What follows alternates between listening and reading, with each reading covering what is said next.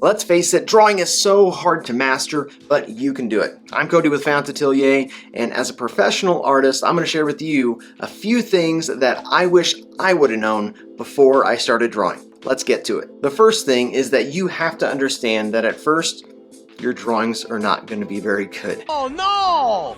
We suck again!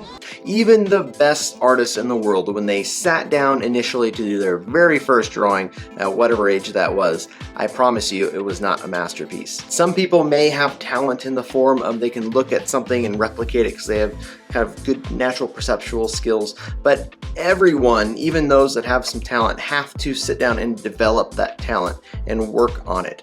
Don't get stuck in social media syndrome where you're scrolling through Instagram, scrolling through TikTok or whatever social media you like to use, and you're seeing all of these amazing drawings and paintings and thinking to yourself, oh, these people are all so good and I stink. What is the deal? I just must not be very talented. That's not the case. You can do it. Just know that you're not going to probably be able to do it right away, and that's totally fine. The second thing that I wish I would have known is that you need to use references in order to get better. What do I mean by a reference? Well, by a reference, I just mean something that you're going to look at and try and copy, right? So whether that be a photo reference of something you're interested in or something that's literally just sitting right in front of you. Having a reference gives us a standard. It gives us something to measure our own skills up against, and we can determine if that shape or that line or that proportion is correct or not. Then we can understand where the mistake is, where the error is, fix it, and try to make it better and correct it. So many times I see beginner artists that want to just work from imagination and they just want to work out of their head and they don't want to draw anything realistic. But the problem with that is you don't have any objective standard to measure up against. So as a coach, when I have a client do that, I can't tell you if it is good or not because I can't see the picture that's in your head that you're trying to measure up to in your drawing. So always make sure that you're working from a reference, especially at the beginning when you're really developing those skills. The third thing that I wish I would have known when I started drawing is that there are no overnight magical solutions, all right?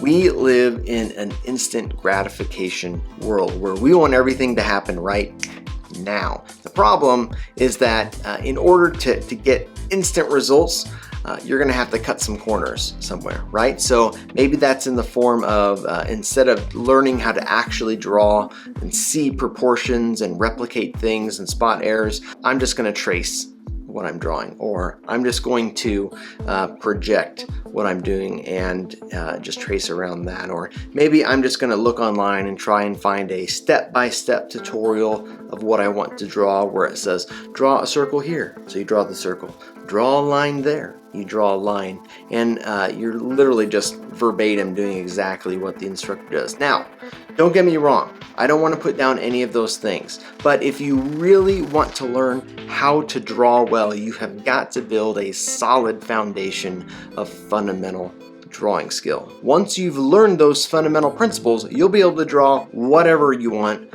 whenever you want, and you won't be limited to having to use this little trick or gadget in order to get your drawing done. A great way to lay that foundation of drawing skill is to jump into some sort of coaching program that can teach you everything you need to know efficiently without cutting corners. If you want to learn more about a program like that, I encourage you to check out my online art coaching program at Fayence Atelier. Check out the link in the description below to learn more. And finally, the third thing that I wish I would have known when I got started drawing is to keep it simple. Don't overthink it.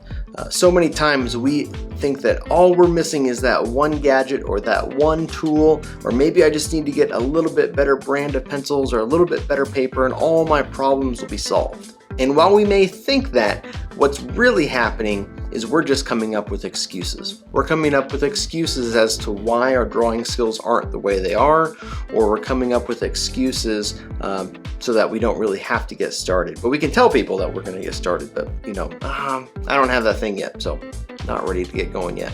When you're just learning the basics, you don't need much. Just a few basic materials will get the job done. So if you'd like to learn what those essential drawing materials are, I made a video talking about what I think you need, the bare bones basics to get started. Make sure you click this video right here to check it out.